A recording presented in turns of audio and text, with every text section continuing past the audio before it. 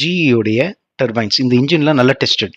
100 வருஷமா ஓடிட்டு இருக்கு. 150 வருடத்துக்கு முன்பாக ஓடிக்கொண்டு இருக்கக்கூடிய இன்ஜின். ஃப்ளைட் ஜெட் பிளேனில் ஓடுறது எல்லாமே இந்த இன்ஜின் தான். அப்போ இது ஃபைட்டர் ஜெட்டில் ஓடுறதெல்லாம் வந்து ஃபெயிலியர் ஆகிறதுக்கான வாய்ப்பே கிடையாதுங்க.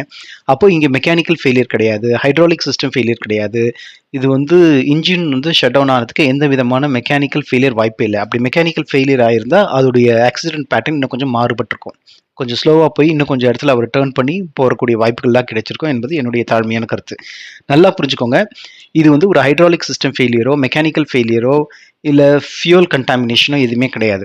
இதற்கான மெயின் காரணம் இல்லை பேர்டு வந்து ஹிட் ஆயிருக்குன்னு சொல்லி நம்ம ஊரில் அவ்வளோ பெரிய பேர்டெல்லாம் போய் அந்த இன்ஜின்குள்ளே போய் ஹிட் ஆகிறதுக்கான வாய்ப்புகள் கிடையாது. அதெல்லாம் அமெரிக்காவில் நடக்கும், இங்கே கிடையாது. அப்போது இதுக்கு சாத்தியக்கூறுகள் சாபோட்டாஜ் என்று சொல்லக்கூடிய ஒரு நாசகர வேலையாக இருக்கலாம். அது எப்படி இருக்கலாம் என்று என்னுடைய கணிப்பு என்னன்னு பார்த்தீங்கன்னா, சாஃப்ட்வேர் ஃபெடக் அப்படிங்கிற ஒரு சாஃப்ட்வேர் நல்லா குறித்து வச்சுக்கோங்க. டிஜிட்டல் இன்ஜின் கண்ட்ரோல் சிஸ்டம் தாங்க யூஸ் பண்ணுறாங்க ஜிஇயில். ஃபெடக் FADECன்னு சொல்லுவாங்க. இந்த ஃபெடெக் சிஸ்டத்தில் வந்து கண்ட்ரோல் சிஸ்டம் வந்து சென்சார் மூலமாக டேட்டாவை அனுப்பும். அதை வச்சுட்டு அதுவே ஆட்டோமேட்டிக்காக வந்து உங்களுக்கு எவ்வளோ ஃபியூல் போகணும், எவ்வளோ த்ரஸ்ட் கொடுக்கணும்னு எல்லாத்தையும் அதை அட்ஜஸ்ட் பண்ணும். அப்போது பைலட்டுடைய வேலை அந்த லீவரை மேலே தள்ளுறது தான். அது ஒன்றும் பெரிய கஷ்டம் கிடையாதுங்க. இந்த ஃபெடெக் சிஸ்டத்தில் ஏதோ ஒரு சீரியஸான ஒரு இன்ட்ரூஷன் நடந்திருக்கு, இல்லை அது ஏதோ ஒரு பிரச்சனை நடந்திருக்கு. அந்த பிரச்சனையினால அந்த இன்ஜின் அப்படியே டக்குன்னு ஸ்டாப் பண்ணியிருக்கு. இது எல்லாமே ப்ரோக்ராம் பண்ணி 625 அடியில் கரெக்டாக அதை நிறுத்தக்கூடிய அளவில் அவங்க யாரோ தப்பான ஒரு ப்ரோக்ராம் அனுப்பியிருக்காங்க. எப்படின்னா ரோபோவில் வந்து நீங்கள் ரெட் ஷிப் மாட்டுவாங்கல்ல, அந்த மாதிரி இதுவும் பண்ணியிருக்காங்க. இது என்னுடைய தாழ்மையான கருத்து. இது எந்த விதமான இது ஒரு கருத்து ஆய்வு தான், என்னுடைய ஒரு அசம்ஷன் தான். அதனால நீங்கள் வந்து அந்த கோணத்தில் நீங்கள் திங்க் பண்ணணும். பிளாக் பாக்ஸ் இப்போ கிடைக்கலன்னு வேற சொல்கிறோம். கிடைச்சத பிளாக் பாக்ஸில் டேட்டா என்னால் ரீட் பண்ண முடியலங்கிற ஒரு கருத்து வருது. அதனால பெரிய நிறுவனம் இதெல்லாம் வந்து வெளியிட மாட்டாங்க. என்னுடைய தாழ்மையான கருத்து, இதில் ஏதோ ஒரு சபோட்டாஜ் நடந்திருக்குது, ஒரு நாசகர வேலை நடந்திருக்குது.